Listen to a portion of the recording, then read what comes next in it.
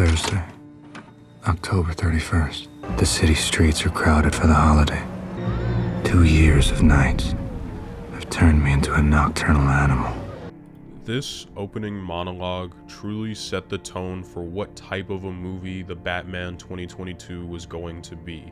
We spend a majority of this movie inside of the head of Bruce Wayne. As a matter of fact, Batman is in this movie's runtime for over 129 minutes. That is the most screen time Batman/Bruce has ever had in a singular Batman movie to date. This movie is quite literally a perfect encapsulation of what early Batman should be in Gotham. When we pick up with Batman in this world, he is still no more than an urban legend, a myth that hides in the shadows and scares the ever-living shit out of criminals everywhere in the city.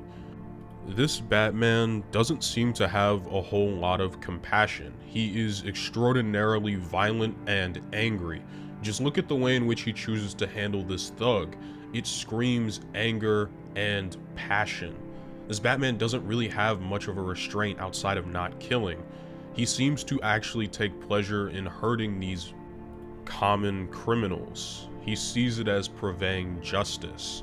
This Batman is so early on in his career that his relationship with the GCPD is strained. The only person that sticks their neck out for him is Gordon, whereas the rest of the police department sees him as nothing more than a vigilante, a liability. He is portraying a dangerous caged animal, and Robert Pattinson does an amazing job at doing that. The Batman in this movie feels like he is not only early in his career and somewhat unskilled at a lot of the things he does, like for example his wingsuit glide near the midpoint of the movie. It's the first time he's ever done something like this, and we see him sort of fail at it. But this Batman isn't solely just about beating up criminals and showing off his cool and varied variety of gadgets. This Batman is also a detective. Something that was a main criticism of all Batman movies before this one was the lack of Batman being the world's greatest detective. He didn't do a lot of detective stuff in the other films, but because this movie focused so heavily on Bruce and on Batman, they were able to truly give us a detective story. I think it's why Riddler was the perfect pick for this movie. But I don't want to talk about Riddler. I want to speak on Batman and Bruce. This movie handles Bruce in a way that I personally love. Bruce has fragmented his own mind into 3 separate personas that we know of. There is Batman, there is this drifter character, though typically see him when he's wearing a motorcycle helmet and riding around the city, patrolling during the day. And then there is Bruce Wayne. And both of these identities were created to fuel Bruce's overly obsessive nature when it comes to crime fighting. It is revealed to us by Alfred that Bruce doesn't really go out during the day. He is almost a non-factor. He couldn't care less about his company in Wayne Enterprises or anything outside of being the Batman. And the Drifter serves to help perpetuate that for him. He obsessively watches and journals every single night as Batman. It's sort of Bruce's escape from any sort of reality that he has. He doesn't care what happens to him at all. All he cares about is being the Batman and the things he can do as the Batman. He believes that is his only way to help this city. Bruce is, for all intents and purposes, extremely obsessive when it comes to these 2 personas he's created for himself. And that's because they make him feel safe and they make him feel confident. It gives Bruce a way to escape and to dissociate from his traumas. He's not actually doing any of this so that he can necessarily be a hope or a light for Gotham. He truly does see himself at this point as nothing more than an agent of vengeance, someone who is out there to simply stop criminals and harm them and do nothing more but lock them up. Bruce doesn't see himself as anything more than that. And it's clear that's all Bruce wants to be, because when he is out during the daytime, for the few scenes that we see he actually has to be Bruce Wayne and make public appearances, Bruce looks extraordinarily uncomfortable. He doesn't want to be there at all. As a matter of fact, Bruce struggles to maintain eye contact, something he's extremely good at when he's Batman. To me, this is a clear sign that Batman is a protective personality for Bruce. It allows him to be confident. It allows him to be more of himself, if that makes sense.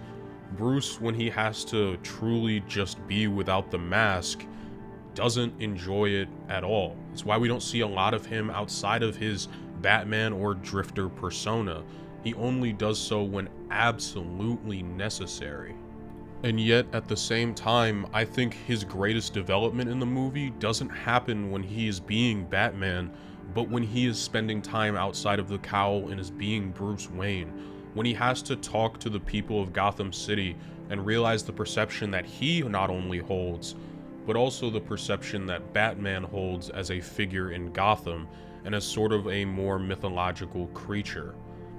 And while I said I wasn't going to speak on the Riddler too much in this movie, mainly because I think Riddler deserves his own video, Riddler draws a decent parallel for Batman. The Riddler is extremely outspoken with his antics. He very much wants to be in the public eye. He is fueled by an online group that he wants to perpetuate and grow.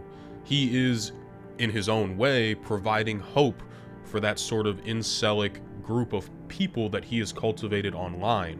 Whereas Batman isn't providing hope. Batman doesn't have a support network outside of Alfred. He has nothing comparatively to Riddler, who has the support network. He has followers. Riddler was inspiring hope for change in a lot of people, even if said change wasn't exactly in the right way, but he was providing hope to those people, something that Batman wasn't doing at all. All he was doing was providing fear and the threat of violence. He wasn't giving anything else, and that's why Batman was consistently failing through the previous years. And none of this changes until Bruce has to face a fundamental reality. Bruce has to lose the things that he held most dear for him to even begin to make any sort of changes as a person and to become a better Batman. He has to nearly lose Alfred to a bomb planted by the Riddler just in order for him to start to move down a different path. Bruce also has to deal with the reconciliation that his parents aren't what they thought he was. I know the idea of making Martha and Thomas Wayne not perfect saints and potentially making them corrupt is not the most novel idea anymore as it was maybe back in 2015, but I still love the concept and the idea. For me personally, I like to imagine that that's how his parents were.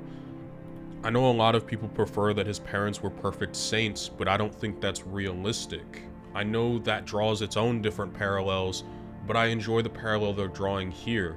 They're not necessarily saying that Thomas Wayne is the worst man possible like they were in the Telltale games, but they're also not saying he was perfect either.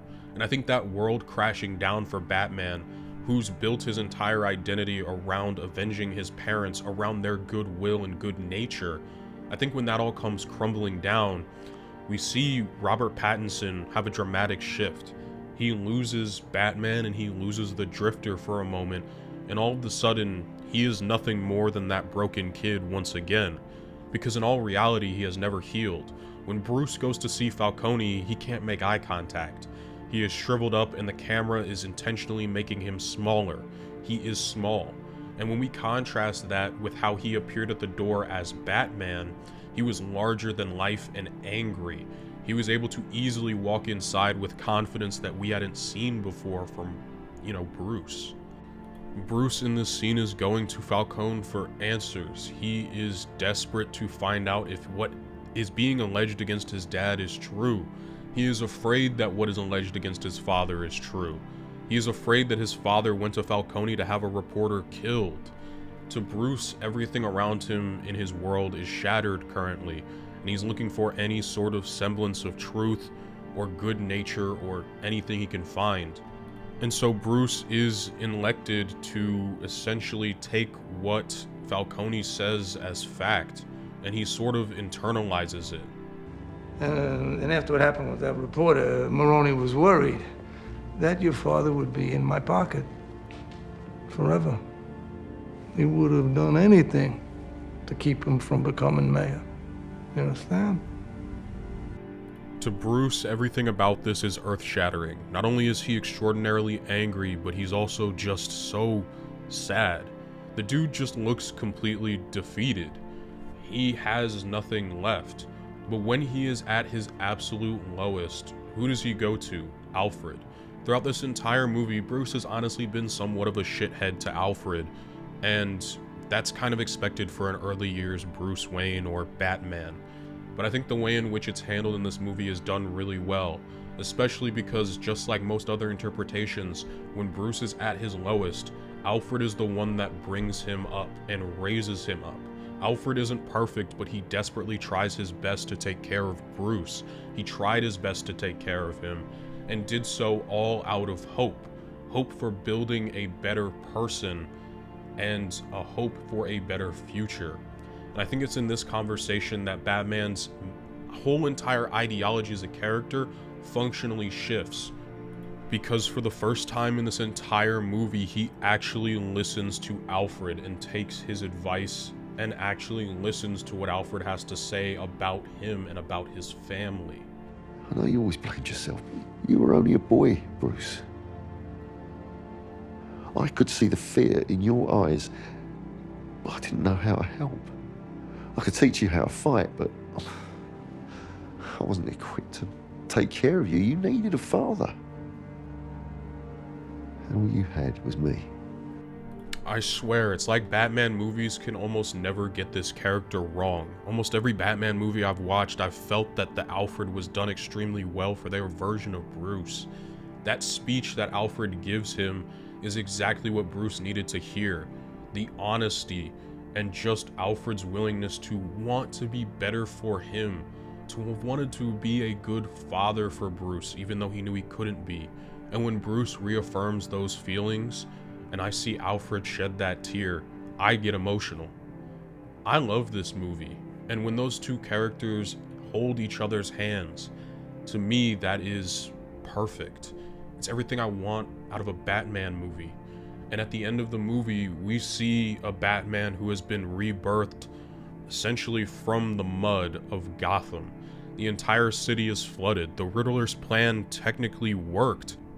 But just like a phoenix out of ash, Batman rose out of the mud of this flood to be a protector for the people, to be a beacon of hope and of light, to guide them out of this most trialing time Gotham may have ever seen since, well, the Waynes died. Batman operates for the first time in this movie during daylight, something we have never seen before out of Batman in this universe anyways. For the first time, he truly operates during the daylight. So this is something we don't see a whole lot in other Batman films. Bruce truly believes that there is hope for a better Gotham, that he can build a better Gotham by being a different type of Batman. It isn't about vengeance, it's about hope, the hope for a better future, and that is reflected in his conversation with Catwoman at the end of the movie. He believes that there is hope for Gotham no matter how bad it looks or how bad it could possibly get. But the city can't change. It won't. I have to try. It's gonna kill you eventually, you know that. And all of that is just one section, one portion of the movie. I haven't even spoke about the amazing Catwoman performance we got out of Zoe Kravitz in this movie, one that makes me excited to see where the character goes in future installments.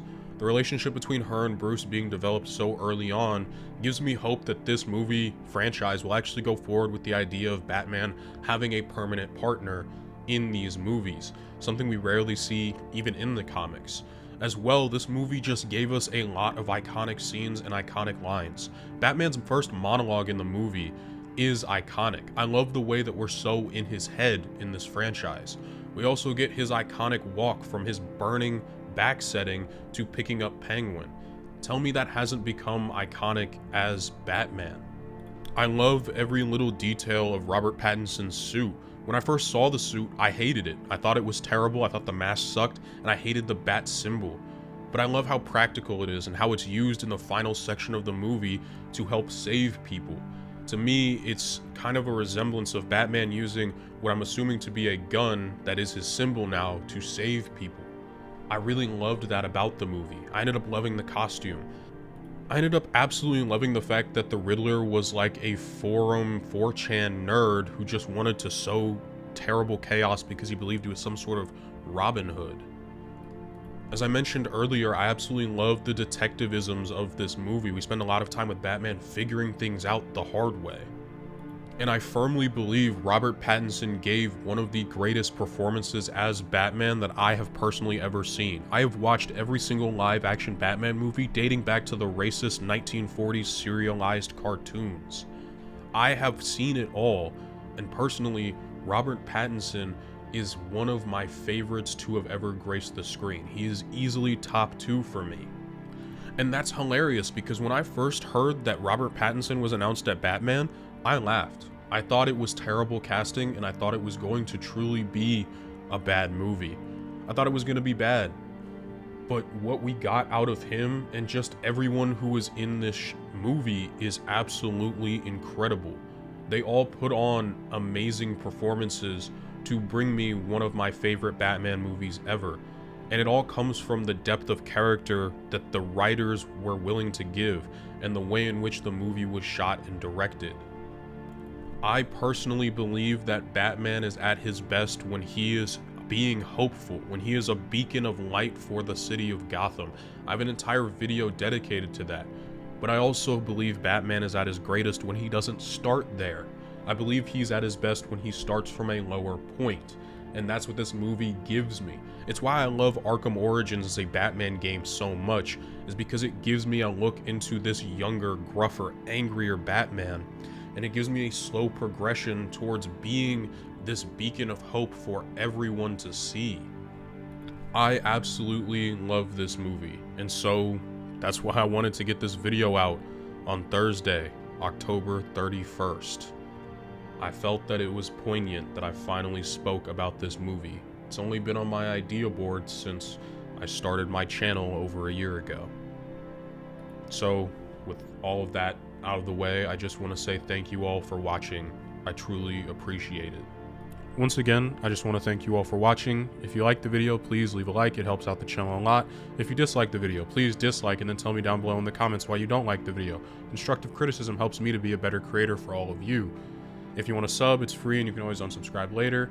And as well, linked in the description is my Patreon that I run, in which you can see each and every one of these videos not only early but completely unedited, as well as getting access to the Discord where you can collaborate and talk with other people who watch similar types of content and watch my channel, as well as interact with me.